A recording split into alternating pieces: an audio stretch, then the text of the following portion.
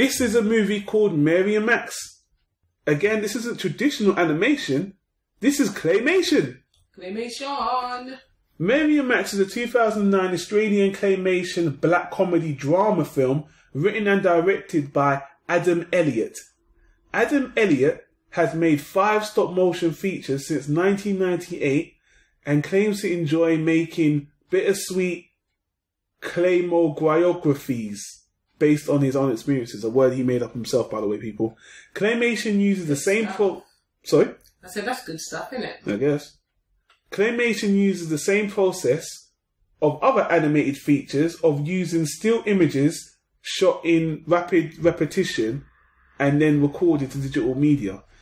I think the only reason I wrote that in my notes is just to clarify that, claymation is still a form of animation because you're taking still pictures and they're moving at the same time, which is the same process of animation. It's just when, instead of drawing on paper or computer, you're taking pictures of claymation. Mm-hmm. So technically, it's still animation, technically, before anyone says, that's not animation. Claymation is technically animation as well. So the story is told over a number of years, but it starts in 1976 with an 8-year-old Mary Daisy Dinky, a lonely little girl living in Australia. Her relatively poor family cannot afford to buy her toys or nice clothing, and she is teased by children at her school due to an unfortunate birthmark on her forehead. One day she decides to write a letter and send it to someone randomly living in New York using a phone directory book. She just one day flips through the book and says, I'm going to send a letter to him. She chooses Max Jerry Horowitz, a morbidly obese but kind-hearted 44-year-old man with various mental problems. Max has a serious problem making friends and bonds with other people and decides to write back to her. Just seems like the right thing to do. Max and Mary start sharing a friendship, and over the years, a deeper friendship starts to blossom. Animation. This is claymation. In general, I wouldn't say I'm the biggest fan of claymation. Claymation to me depends on the story. Claymation can be silly or it can be good depending on what you do with the story. And in this case, I liked it. I thought it was cool. Not mind-blowing, because I don't think claymation can ever be mind-blowing, but saying that, Wallace and Gromit have done some really cool things with claymation, so... Exactly. I might be wrong there. I was just about to say that, actually. Yeah, Wallace and Gromit did some really cool things with claymation. Anyway, the claymation was good. Not mind-blowing, but very good. That's all I've got to say about that, really. Oh, I thought the claymation was amazing. Yeah? Because it is such a rare art to be able to do that. And to, we're talking about stop motion as well. So all the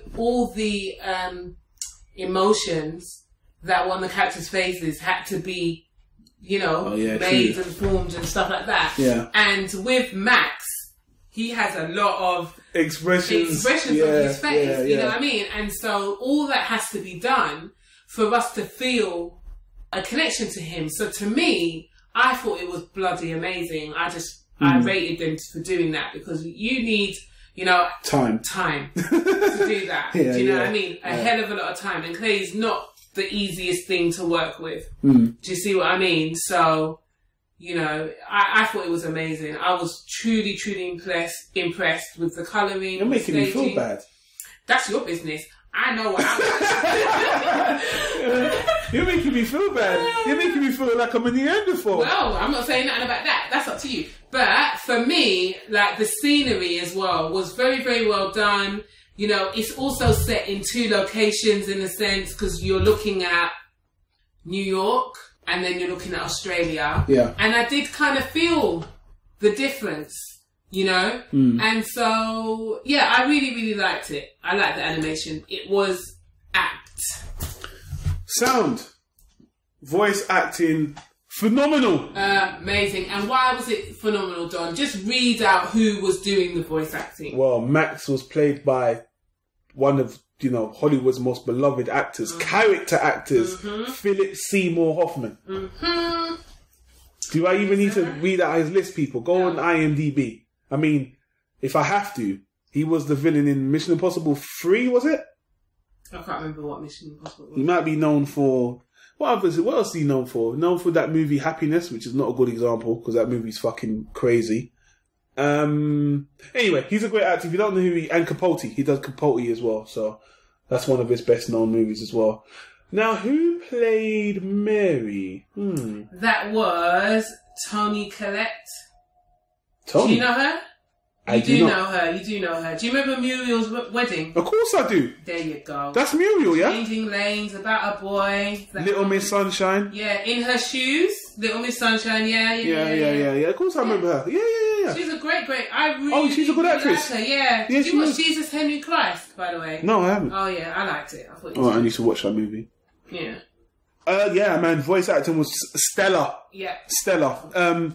Sound, excellent.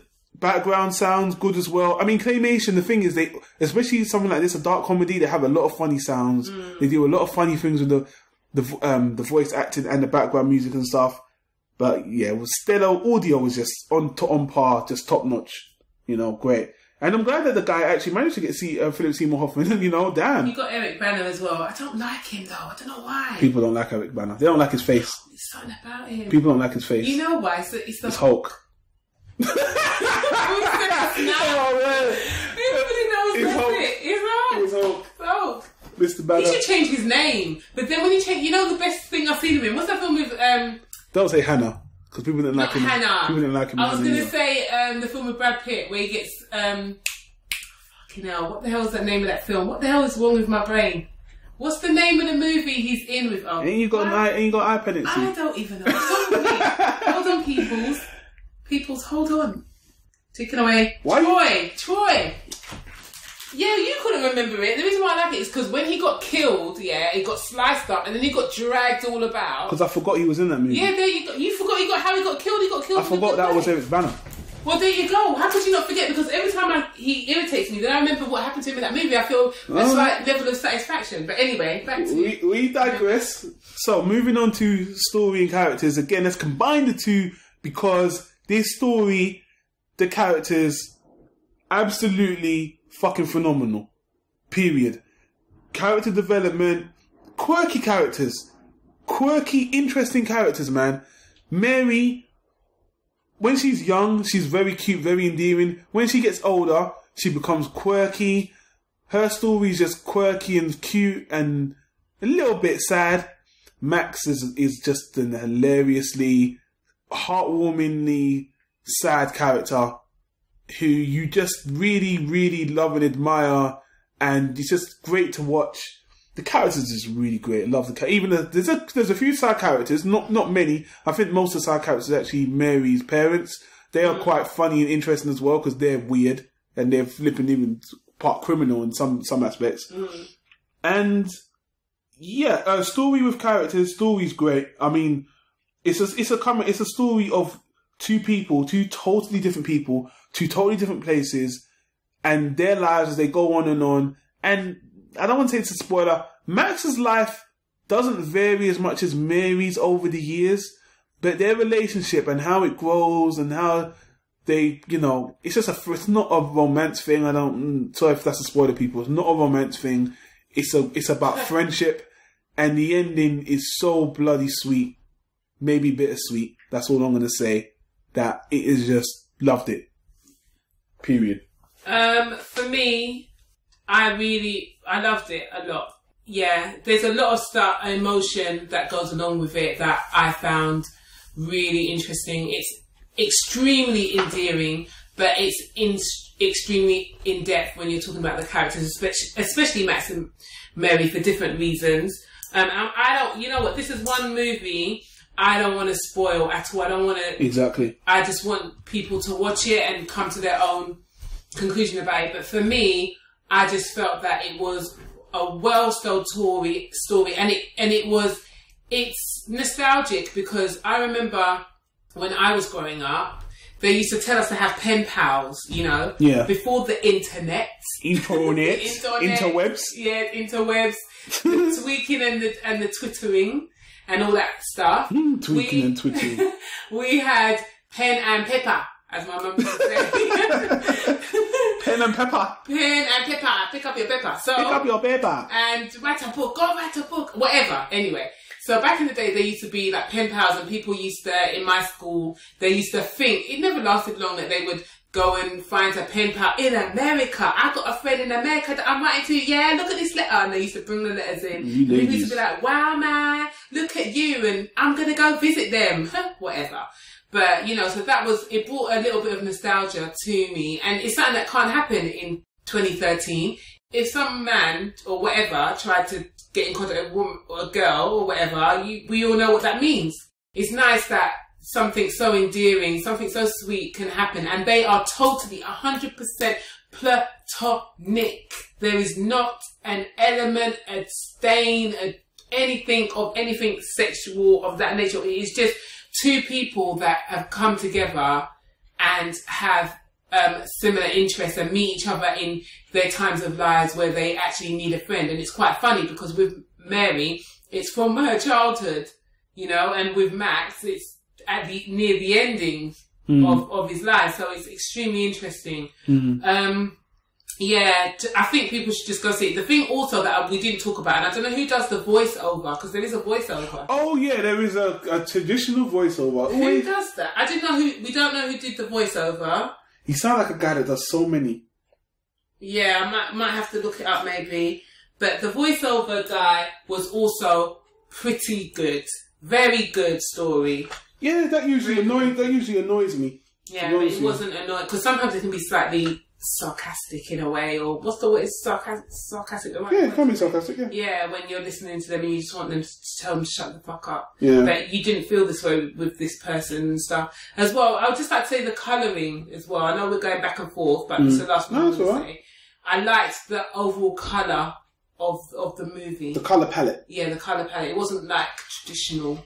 In a sense, it was kind of a bit darker, you know, and stuff like that. So yeah, and it was very funny. There was some extremely funny moments, and I'm going to say it. Yeah, it did actually happen. I looked in the mirror when I saw it nearly falling out of my eyelid. Yeah, a tear, it appeared right there, right hand side, fell down. Yeah.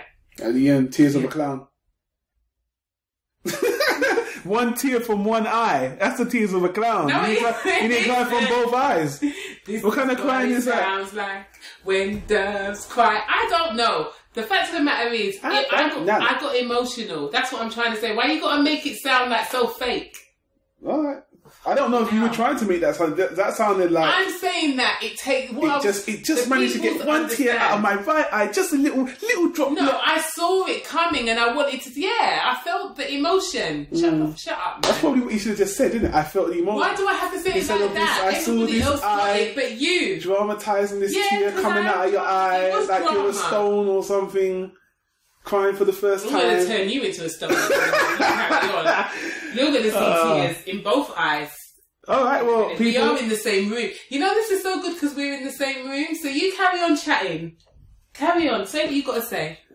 I will say that the claymation gave the movie a charm, because if they put this exact same story in a 2D animated flat movie, I don't know if I would have liked it as much. The claymation gave it a charm, a real charm, and I have to really commend the creator. What's your name, sir? Adam Elliott. I have to commend you, Mr. Adam Elliott. You know, you did a really great job with a really comedy drama that took it to dark places, you know, as well as just, he went across the board, and I will be going back in this guy's catalogue. This is his 5th movie. Yeah. And I will be going back to watch his other movies. If they're like this, and this is the 5th one, because I've heard he's always got awards for little independent awards at the Cannes and whatnot. So, people, rating. It's definitely a first class. Is it in my Hall of Fame though? I think it'll stay in my first class for now. I would love to say that it's a Hall of Fame. And I don't know why I can't. I can't think of it. It is / high first class. Yeah. Hall of Fame. I don't think I'm going to see anything quite as similar that evokes that amount of emotion and was told that well for me. So I think it's probably... Do you know why for me it's not in my Hall of Fame? I think it's because of rewatchability. I don't really want to watch it again. Yeah, I don't really want to watch it again. But that doesn't mean I wouldn't give it to anybody else to watch it. Oh, yeah. That is flipping fantastic. Yeah. You should watch that. Yeah. So that's the reason why I think I would have to give it high first class stroke Hall of Fame. I'm sorry, I'm going to have to go in the middle there. Mm. You know, would I buy it? Would I keep it? Yeah. I would be happy to have it and say that's a pretty good movie, man. It's really, really good. So. Yep. Yes. I think that's it, Nuance, eh?